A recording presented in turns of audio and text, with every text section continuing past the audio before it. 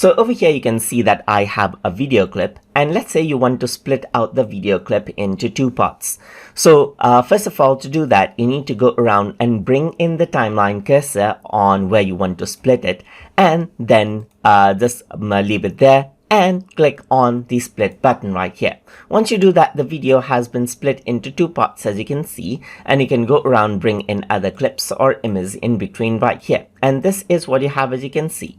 Similarly, you can go around onto the other part and split it out over there as well and bring in another content right there, just like this, or shuffle everything around right here just like this.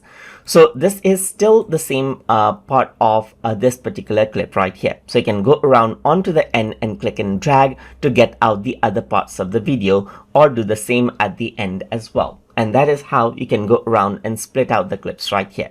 And further, you can go around and split it out however you like right here and start editing the video as you want. So that is how you can go around and split out clips inside of CapCut. So hope you guys learned something as always. And as always, please like, comment, share, and subscribe.